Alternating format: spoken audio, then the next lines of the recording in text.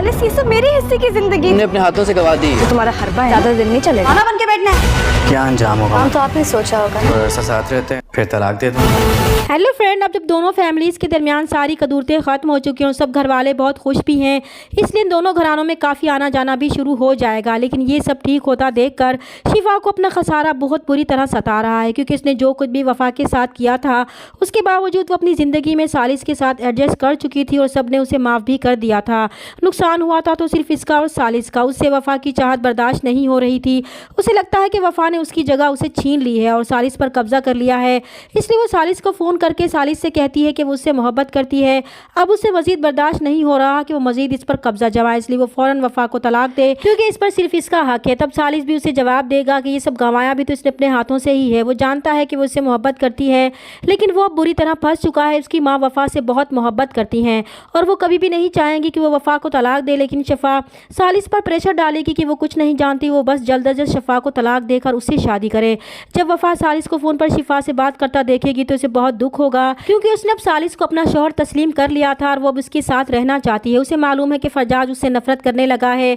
अगर सालिस ने भी उसे छोड़ दिया तो वो कहाँ जाएगी। इसी बात को लेकर वो बहुत उदास होती है। तो तहजीब वफ़ा को इस तरह उदास देखकर परेशान हो जाती है और उससे उदासी का सबब पूछती हैं, लेकिन वो इन्हें टाल देती है। तो वो कहती है कि अब तो सब कुछ ठीक हो चुका है और सब बहुत खुश भी हैं, इसलिए वो भी खुश रहा करे, क्योंकि उदासी इसके चेहरे पर अच्छी नहीं लगती। वो इसे बिल्कुल अपनी बेटी की तरह समझती है। हालांकि शिफा और वो दोनों इनकी भतीजियाँ हैं और भतीजियाँ पुप्पो को प्यारी होती है, लेकिन इसका मुकाब इनके दिल में बहुत स्पेशल है।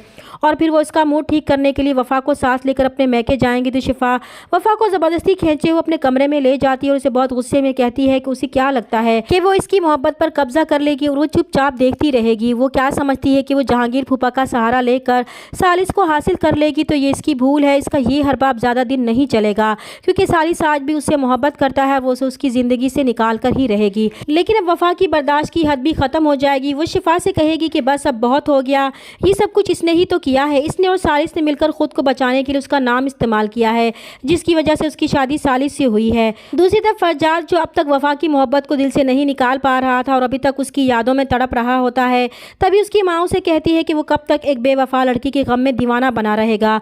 और फिर वो वफ़ा के बारे में कोई गलत बात कहेंगी तो फरजाद से बर्दाश्त नहीं होगा, क्योंकि वो वफ़ा से आज भी बहुत मोहब्बत करता है और उसके खिलाफ कोई भी गलत बात नहीं सुनना चाहता, इसलिए वो अपनी माँ से भी नाराज़ होकर चला जाता है। दूसरी तरफ अब वफ़ा, जो पहले ही शिफा की बातों की वजह से परेशान थी, ऊपर से जब वो सालिस को वीडियो कॉल पर शिफा से बात करता देखेगी तो इसे बहुत बुरा लगेगा और वो सालिस से कहेगी कि वो आइंदा इसके सामने शिफा से बात ना किया करे।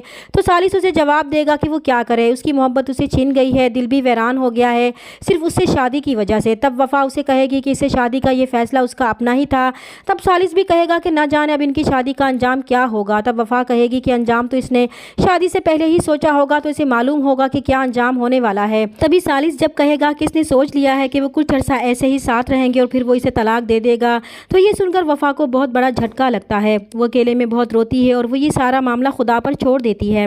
चैनल पर नए हैं तो प्लीज़ चैनल को सब्सक्राइब कर दें। मिलते हैं नेक्स्ट वीडियो में, तब तक के लिए अल्लाह हाफिज़।